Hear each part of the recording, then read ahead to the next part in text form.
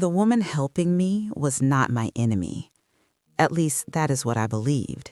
She did not arrive with control. She arrived with concern. She did not raise her voice. She lowered it. She did not tell me what to do. She told me I did not have to do anything anymore. That was how it began. Everyone around me said the same thing. You're lucky. She's so good with you. She really cares. I nodded every time because from the outside, it looked like care. After my husband died, the world did not collapse all at once. It thinned.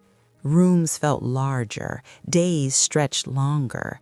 Decisions felt heavier than they used to. I was still capable, still aware, still myself. But I'm tired. That is when help feels like mercy. She was introduced to me as someone who had done this before, someone trusted, someone calm.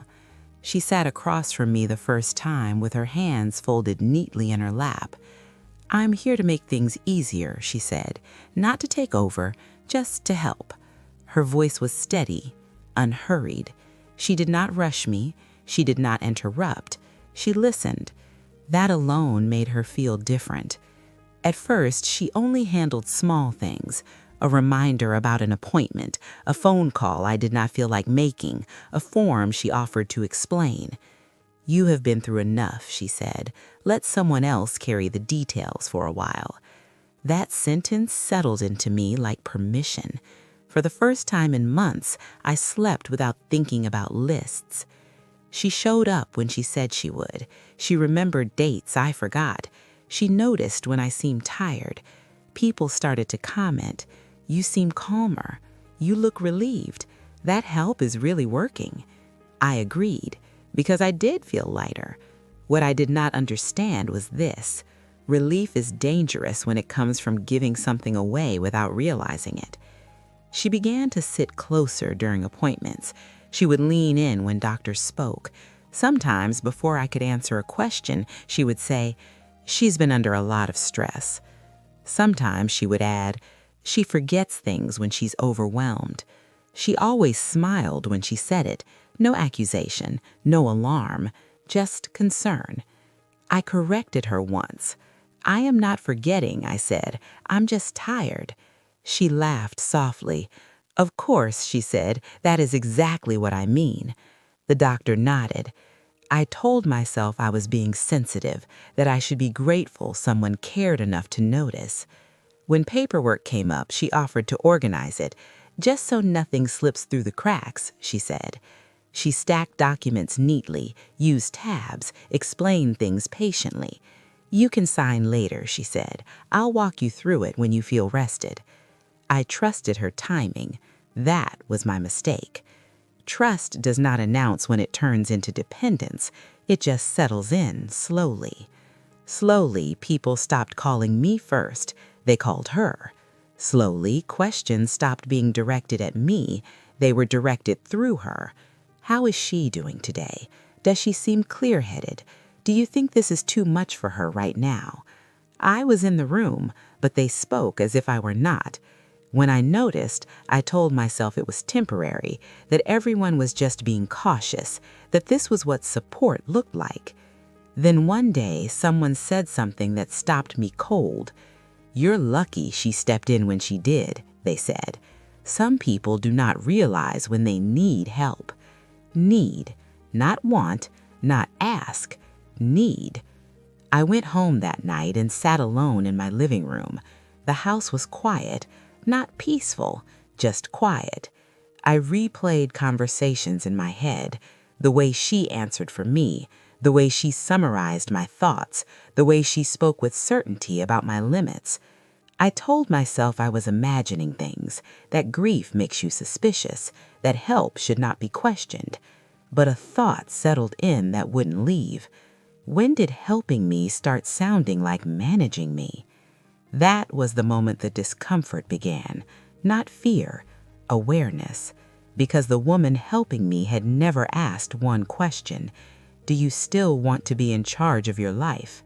She had simply assumed the answer, and everyone else followed her lead. That was the help, and that was the beginning. She did not arrive suddenly. That is what makes it difficult to explain. There was no single knock on the door that changed everything, no announcement, no moment where I felt I should have said no. She arrived gradually. At first, it was a suggestion. Someone you could talk to, they said. Someone who understands these transitions, just for a little while.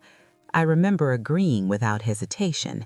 After loss, agreement feels easier than resistance.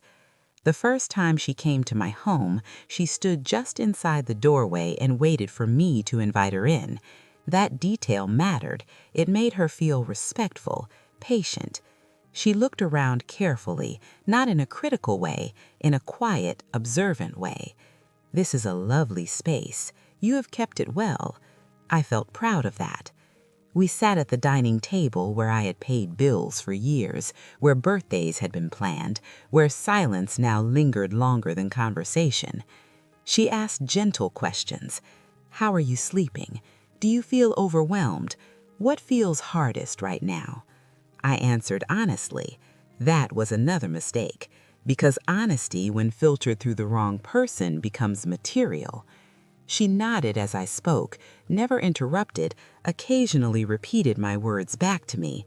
So some days feel heavier than others. You feel capable but tired. You want support, not control. Yes, I said, exactly. She smiled softly. That makes sense.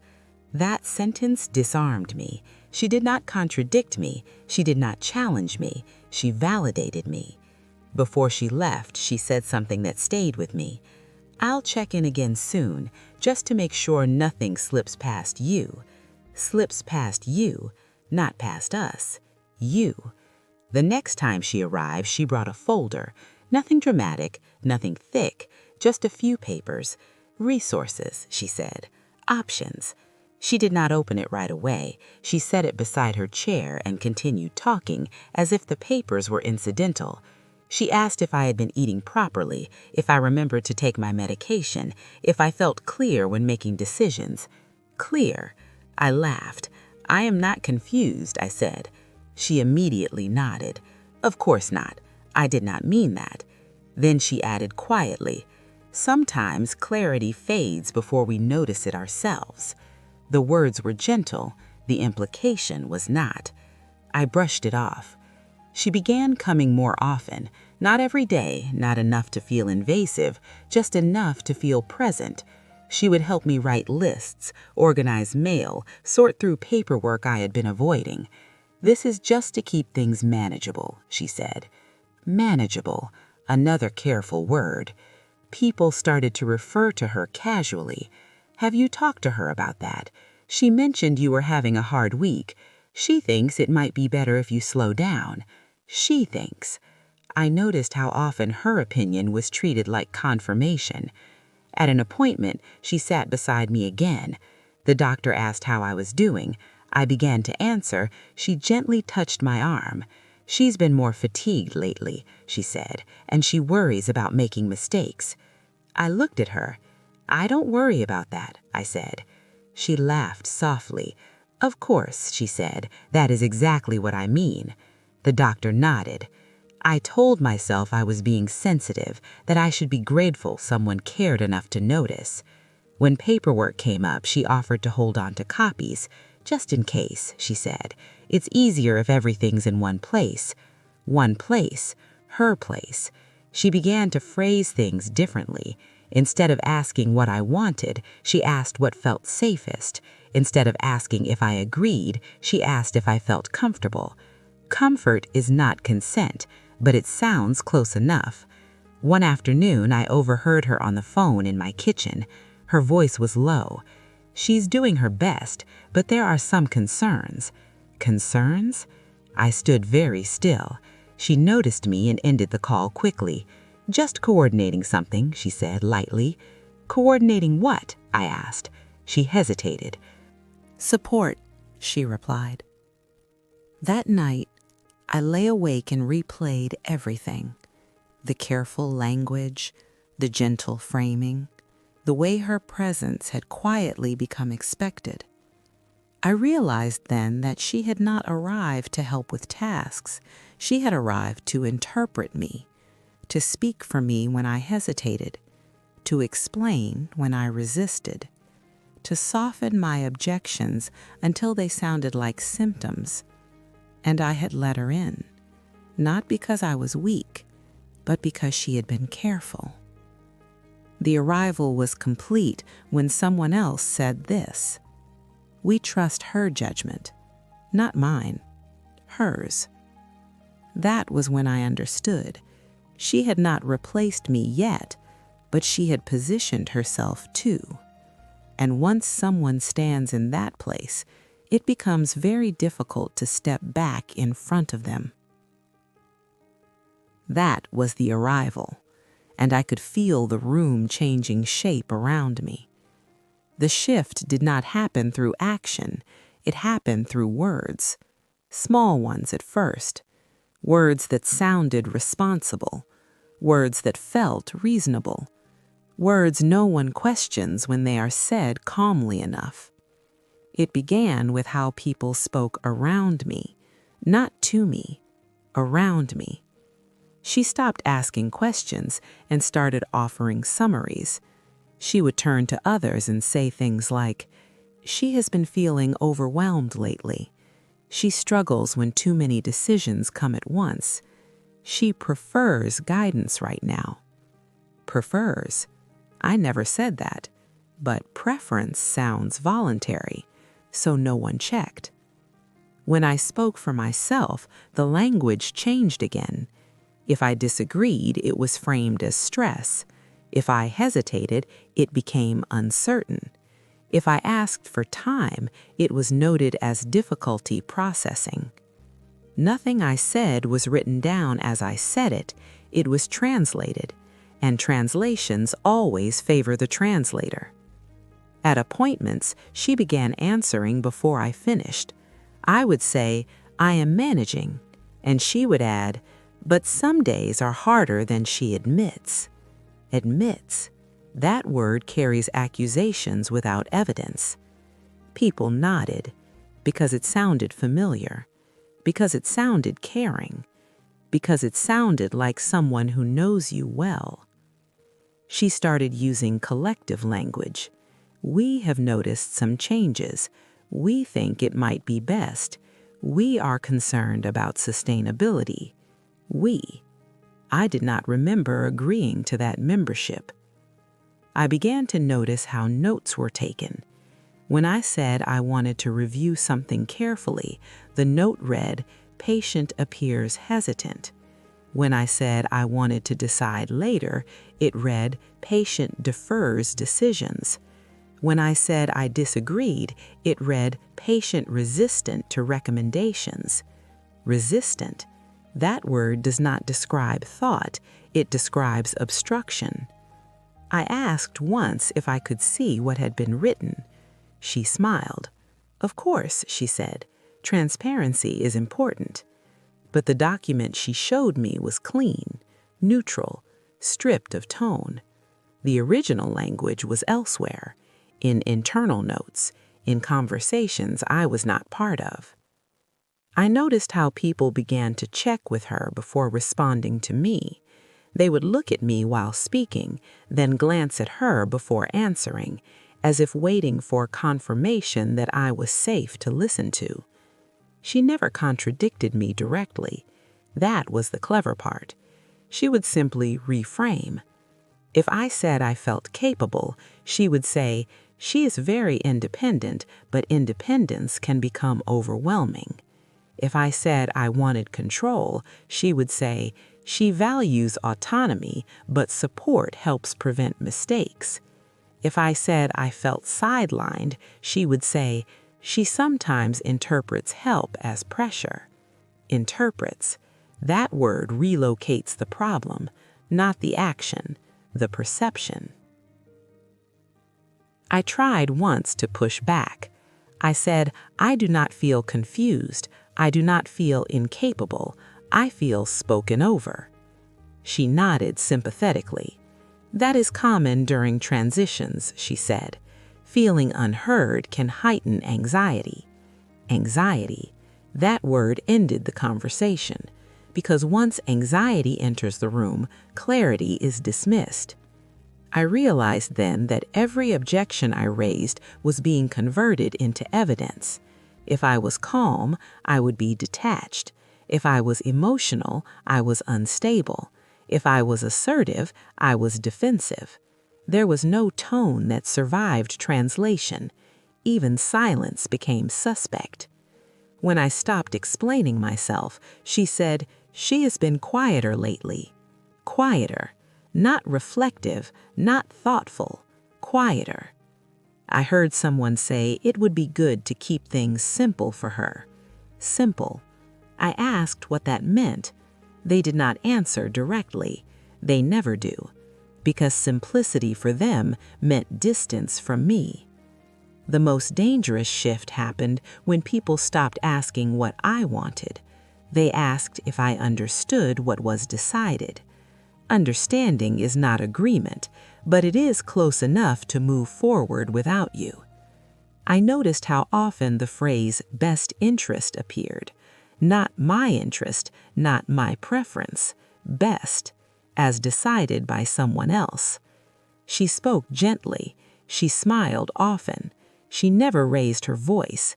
That is how authority hides, not through force, through fluency. She spoke the language they trusted, and slowly, without confrontation, my voice was reduced to context, background noise, a detail to be managed. That was when I understood the danger was no longer her. It was the language she had already taught everyone else to use. Because once the words change, the outcome is already moving. And by the time you realize what has been renamed, it is very hard to rename yourself back. The documents did not arrive all at once. They never do. They appeared gradually, quietly, dressed as routine. The first one was handed to me folded. "Just something we need on file," she said. "Nothing changes because of this." I unfolded it anyway. My name was there, my address, my signature line.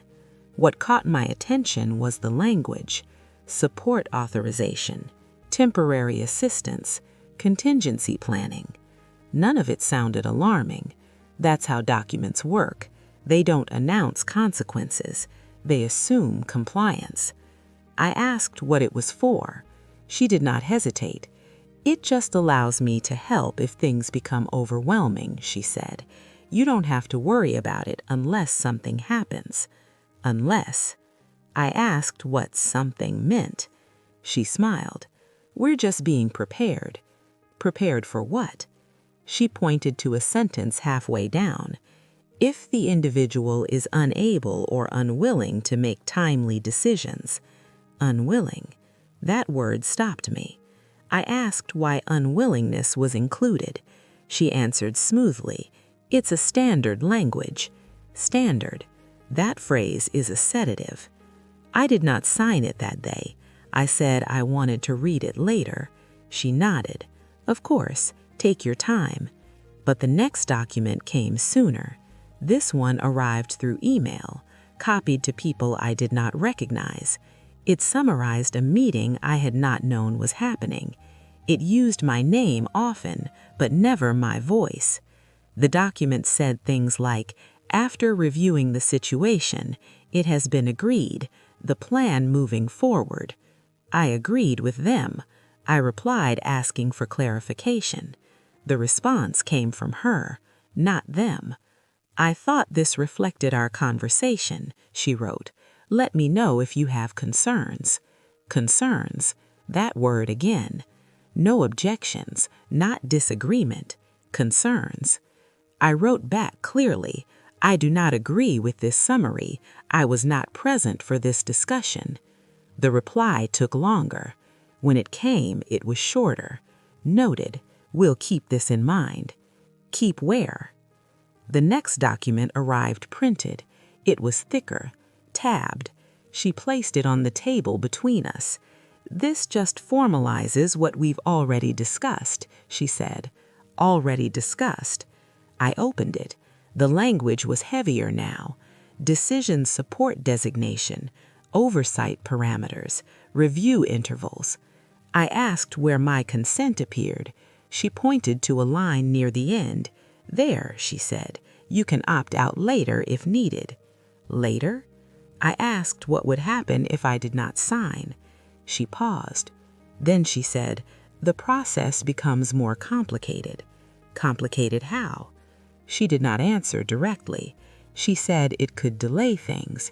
It could raise questions. It could require escalation. Escalation. That word does not belong in help. I asked who would escalate. She said the system. Systems do not have faces. That is why they are dangerous. I noticed something else then. Her signature line was already filled, dated. I asked when she signed. She said earlier, just to save time. Time for whom? I asked if anyone else had seen these documents. She said yes. Who? She listed names, people I trusted, people who trusted her. That was the moment I realized the documents were not requests, they were confirmations, confirmations of a version of events already circulating. Each document referenced the one before it, as if the paper trail was building its own logic. Concern became a recommendation. Recommendation became a plan. The plan became authorized. I found language describing me that I had never used. The individual demonstrates difficulty managing complexity. The individual benefits from structured guidance. Benefits. That word sounds generous. I asked who wrote that. She said it was a summary. Summary of what? Of observations, she replied. Whose observations? She did not say. I began to notice how the documents framed time, immediate, temporary, until stabilized. Nothing was permanent, but nothing had an end date either. I asked if there was a review process. She said yes, periodic reassessment. I asked who initiated reassessment. She said usually the support person, usually her. I realized then that the documents were not about me losing something all at once. They were about me losing the ability to interrupt the process. Each signature did not remove me, it repositioned me from decision maker to participant to subject. The most alarming document arrived last. It was titled Amendment. Amendments are changes to something already agreed upon. I had not agreed. It referenced previous authorizations. It expanded scope. It allowed access to accounts, to records, to communicate. I asked where my explicit permission was. She said it was implied by prior consent. Implied? That word again. I did not sign that one. I said no. For the first time, she did not smile. She said I was making this harder than it needed to be. Harder for whom? She said we were just trying to help. Help does not require this much paper. She said these documents protected everyone except me. I asked for copies of everything. She hesitated, then agreed. That hesitation told me what I needed to know. When I reviewed them all together, I saw the pattern clearly. Each document softened my authority. Each one strengthened hers, not by declaring me incapable, but by positioning her as essential. I realized something then. The betrayal was not hidden in one signature. It was spread across many. So small, so reasonable. No single paper looked dangerous, but together they told a story where I slowly disappeared and someone else became the author of my life. That was the moment I stopped reading for understanding and started reading for survival. The shift did not announce itself. No one said anything different out loud. No meeting was called. No argument happened. That is what made it so hard to recognize. At first, it showed up in small things. People stopped asking me questions directly. They would look at her first, pause, then glance at me as if checking whether I would agree with what had already been said. When I answered, they nodded politely, then turned back to her. It was subtle enough that I wondered if I was imagining it. I told myself I was tired, still adjusting, overthinking, but patterns do not lie. I noticed it in emails. I was no longer the primary recipient. I was copied. My name moved from the to line to the CC line. Sometimes it disappeared entirely. When I asked about it, she said it was just easier that way, less overwhelming for you. That phrase again, overwhelming. I noticed it in meetings. When schedules were discussed, she spoke about my availability as if it were fixed. She can't do mornings anymore. Afternoons work better. We'll keep things short. I had not said any of that. When I corrected her, she smiled. Of course, if you feel up to it, she said. If. That word creates a ceiling without saying there is one. I noticed it in tone. People slowed their speech around me. They repeated things unnecessarily. They summarized my words instead of recording them. When I asked a detailed question, the answer came back simplified. When I pushed for clarity, I was told not to stress myself. Stress had become the explanation for everything. Disagreement, frustration, insistence, all of it fit neatly under that label. The most unsettling change was how quickly it felt normal. I watched myself begin to pause before speaking, not because I had nothing to say, but because I was gauging whether it would matter. That is how erasure begins, not when someone silences you, but when you start editing yourself. I noticed how decisions were presented, not as choices, as updates. We've decided to move forward with this. The plan is already in motion. This has been arranged. Arranged by whom? When I asked, she said, we talked about it. When? She reminded me of conversations that had never happened, or that had ended with me saying I needed time. Time had been interpreted as agreement. Silence had been recorded as consent. I noticed it in my own body, the way my shoulders tightened when she entered the room, the way my words came out slower, more careful.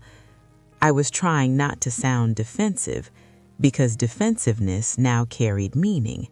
Defensive meant emotional. Emotional means overwhelmed. Overwhelmed meant incapable. The logic loop was airtight. I noticed how often she used my history to explain my present. She's always been anxious. She tends to worry. She doesn't like change. Some of it was true, but none of it explained why I was being removed from decisions. Truth can be dangerous when it is selectively applied. I tried asserting myself more clearly. I said no without apologizing. The reaction was immediate. Concern replaced agreement. Are you feeling okay today? This seems out of character. We might need to slow things down. Slowing things down did not give me space. It gave them time. Time to document, time to align, time to solidify the narrative. I realized then that the shift was not happening around me. It was happening through me. Every reaction I had was being interpreted. Every boundary was being reframed. If I stayed quiet, I was passive. If I spoke up, I was distressed. There was no neutral position left. The invisible shift was complete the day I noticed this.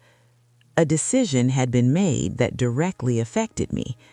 I found out after, not because it was hidden, but because it was no longer considered necessary to inform me beforehand. That was the moment something hardened inside me. Not anger, clarity. I understood then that I was no longer being helped, I was being managed, and management does not require your participation, only your compliance. I had not lost my voice, but the system had learned how to speak over it politely. That was the danger. Not force, not cruelty, but the quiet efficiency of being replaced while still present. And once you see that shift, you cannot unsee it, because nothing feels the same afterward. The discovery did not come from confrontation. It came from a mistake. Someone forwarded an email they did not realize I was not supposed to see. It arrived late in the afternoon, quietly, mixed in with ordinary messages. I almost deleted it without opening it. The subject line looked administrative, boring, the kind of thing that rarely involves me anymore. But my name was in it, not as the sender, not as the recipient, as the subject. I read it once without understanding. Then again, slower. They were discussing me, not my needs, not my wishes, my capacity. She may not fully grasp the implications. It's best if decisions continue through the designated contact. We should proceed as planned to avoid confusion. Confusion. I stared at the word until it stopped looking real. I scrolled. There were attachments, notes, summaries, recommendations, all written in a tone so calm it felt surgical. Nowhere did it say I was incapable. It didn't need to. The language did something more effective. It was assumed. Assumed I would struggle. Assumed I would resist. Assume I would misunderstand. And every assumption pointed in the same direction, away from me. I felt my pulse in my ears as I read further. Someone asked whether I had been informed. The reply came quickly. She's aware in a general sense. Details tend to overwhelm her. That sentence was like a door closing because it explained everything. Why conversations felt shorter, why answers were simplified, why decisions arrived fully formed. I was no longer considered a participant. I was considered a variable. I sat very still, not because I was shocked, because I finally understood the shape of what had been happening. This was not one person overstepping. This was coordination. I opened another attachment, a timeline, dates, check marks, steps already completed. My name appeared next to items I did not recognize.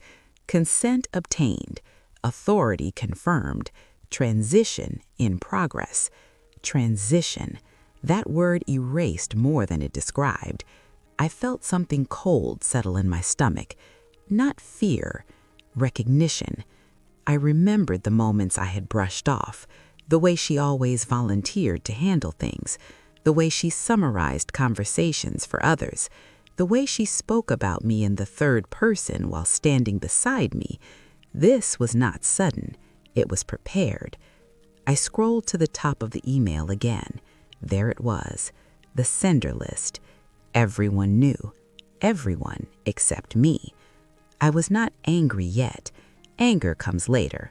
First came the quiet grief of realizing how thoroughly I had been underestimated, not just by her, by the system that accepted her words without question. I thought about how often I had stayed calm to appear reasonable, how carefully I had chosen my words, how much effort I had put into not being difficult, and how all of that had been used against me. Calm became passivity, questions became resistance, silence became agreement. I closed the email and sat back. The room felt different now, not hostile, exposed. I realized something else then. The help had not turned into control by accident. Control had been the destination all along. Help was just the entry point. I opened my calendar. Appointments had been moved, meetings rescheduled, names added that I did not recognize. She had been busy, very busy. I thought about confronting her immediately. I did not, because confrontation requires you to reveal what you know, and knowledge is leverage. Instead, I did something quieter. I started reading everything, every message, every document that mentioned me indirectly, and with each one, the picture sharpened. They were not waiting for my consent. They were waiting for my absence. Not physical absence, authority absence. Once that was gone, the rest would be easy. I closed my laptop. I looked around the room. Nothing had changed, and yet everything had, because now I knew this was not about care. This was about replacement, and the moment you understand that, the rules change. You stop trying to be understood. You start preparing to be undeniable. That was the discovery. Not that I was being betrayed, but that I had been quietly written out of my own life while still standing inside it. And I knew then, if I did not act carefully, the next email I would never see would decide everything. The realization did not arrive with panic. It arrived calmly, the kind of calm that only comes when confusion finally ends. I stopped rereading the emails, stopped hoping there was a harmless explanation I had missed. There wasn't. What I was looking at was not concerned with going too far. It was not over-helping. It was not someone being a little too involved. It was replacement. Not a dramatic replacement, not announced, not hostile, administrative replacement. I saw it clearly for the first time when I asked myself one simple question. If I disappeared tomorrow, would anything stop? The answer was no. The meetings would still happen. The plans would still move forward. The decisions would still be made, because they already were, without me. That was the realization. I was still present physically, but functionally unnecessary, and that is the most dangerous position a person can be in. I thought about how carefully the language had been chosen: support instead of authority, assistance instead of control, transition instead of removal. Every word softened the act while achieving the same result. I thought about how often she spoke for me before I could speak for myself, how often she framed my reactions as stress, how often she explained my hesitation as overwhelming. I had mistaken fluency for honesty. She was not louder than me, she was smoother, and smooth stories are easier to believe. I realized something else then. The system did not need me to be incompetent. It only needed me to be inconvenient. Someone who asked questions, someone who slowed things down, someone who insisted on being present. That was enough. Once labeled that way, everything I did could be reinterpreted.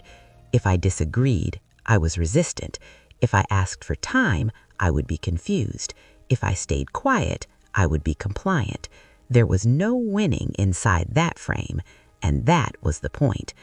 The realization deepened as I looked back at myself, at how grateful I had been, how often I had thanked her for helping, how relieved I had felt handing things over. I had taught her exactly where the edges were, and she had learned how to step past them without appearing to. This was not about malice. That is what made it worse. It was about entitlement dressed in responsibility. She truly believed she was the better option, more efficient, more organized, more reliable. And once someone believes that, your presence becomes optional, your voice becomes noise, your autonomy becomes an obstacle. I felt something settle in me then. Not rage, not despair, resolve, because the realization did not make me smaller, it made me precise. I stopped wondering why no one asked me anymore. They had already decided on my answers.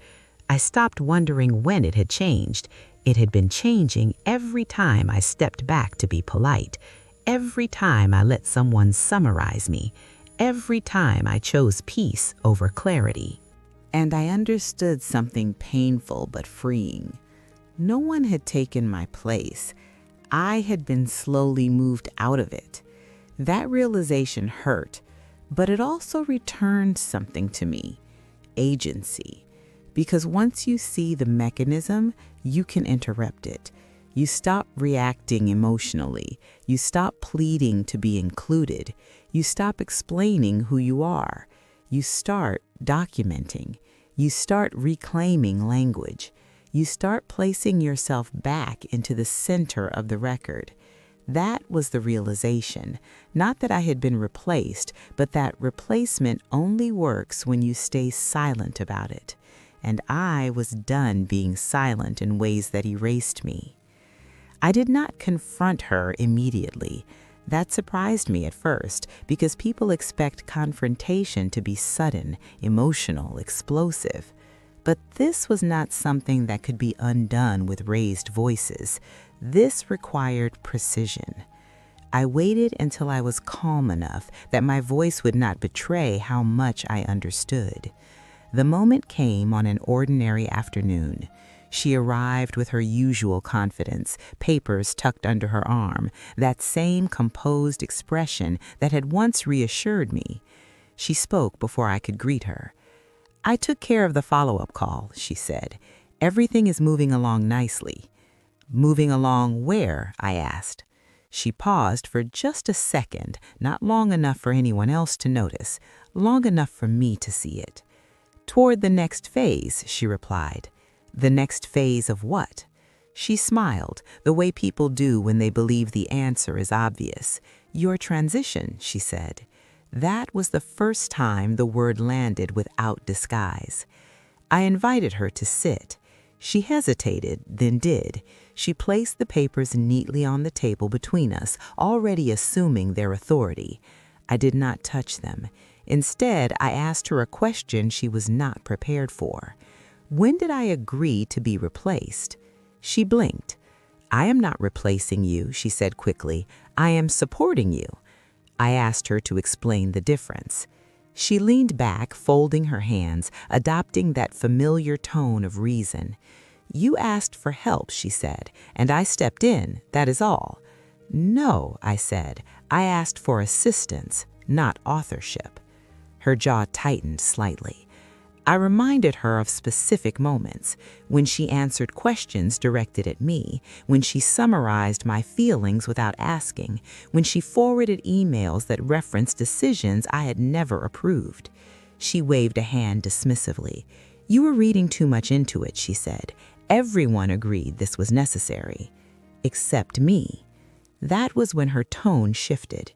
"You have been overwhelmed," she said. "You know that. People were concerned." "Concern does not grant authority," I replied. She sighed. "This is exactly what I mean," she said. "You are taking this personally." "It is personal," I said. "It is my life." Her voice hardened slightly. "You cannot manage everything the way you used to," she said. "Things change." "Change does not require removal," I said. She looked at me carefully then.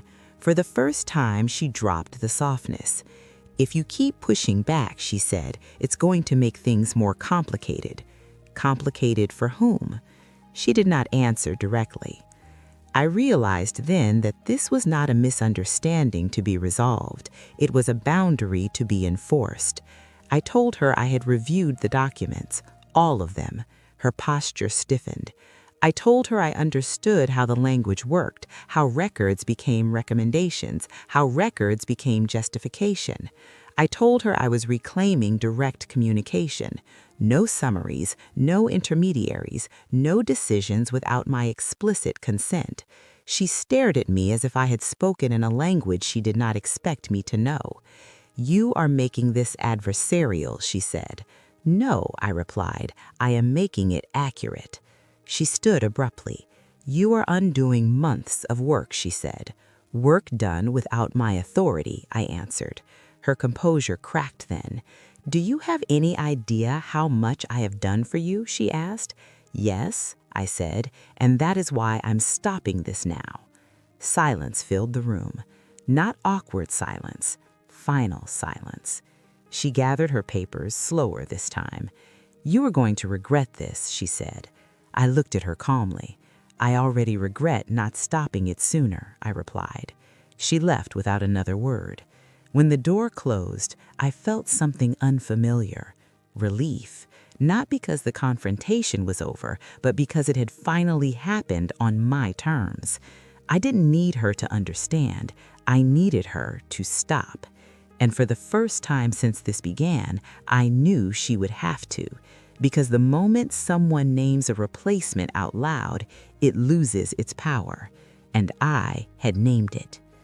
The reclaiming did not feel dramatic. There was no single moment where everything snapped back into place, no apology that fixed what had been taken, no victory that felt loud enough to announce itself. Instead, it arrived quietly. The morning after she left, I woke earlier than usual. The house was still, not tense, not heavy, just still. I sat at the kitchen table with a cup of tea and noticed something simple but unfamiliar. No one was about to arrive with plans for me. No one was monitoring the day. No one was speaking on my behalf. That was when I understood that reclaiming is not about undoing the past. It's about refusing to let it continue. I began with small things. I called the office myself. I asked questions directly. I corrected language that no longer belonged to me. Each conversation felt awkward at first, like speaking after a long silence. But clarity returned quickly once I stopped apologizing for it. I asked for records to be amended. I requested that communication be addressed to me alone. I removed permissions that were added quietly, politely, without my understanding. No one resisted. That surprised me. What surprised me even more was how easily the system adjusted once I asserted myself. It was never that I lacked authority, it was that someone else had been using it. Days passed, then weeks. The space she had occupied slowly emptied, not physically but structurally. Her presence stopped appearing in emails. Her name stopped being referenced in decisions. Her version of me stopped circulating. And in that absence, I began to recognize myself again. Not the version described on paper, not the one summarized by others, the real one. Capable, attentive, still learning, but not disappearing. One afternoon, I stood in front of the mirror and noticed how I was standing, straighter, not rigid, just grounded. I realized how long I had been shrinking without noticing. You don't always feel yourself being replaced. Sometimes it happens gradually, disguised as help, wrapped in concern, softened by polite language. And sometimes reclaiming yourself means being willing to become uncomfortable in rooms that benefited from your quiet. I never asked her to return. She never did. That told me everything I needed to know. What remained was not lost. It was an alignment. My life became simpler after that, not easier, but clearer. I trusted my instincts again. I read what I signed. I asked why. I said no without explaining myself, and the world did not collapse. If anything, it steadied. What I learned is this: help is only help when it leaves you intact. Concern is only concern when it doesn't erase you. And reclaiming yourself does not require permission. It requires awareness. If you are listening to this and something in it feels uncomfortably familiar, pay attention to that feeling. Replacement begins with cruelty. It begins with someone else slowly stepping into your place while you are told to rest. You are allowed to stand again. You are allowed to speak again. You are allowed to reclaim what is yours, quietly, fully, without apology. Thank you for staying with my story. If it resonated, you are welcome here. And if you believe stories like this deserve space, sharing them helps others recognize themselves before they disappear.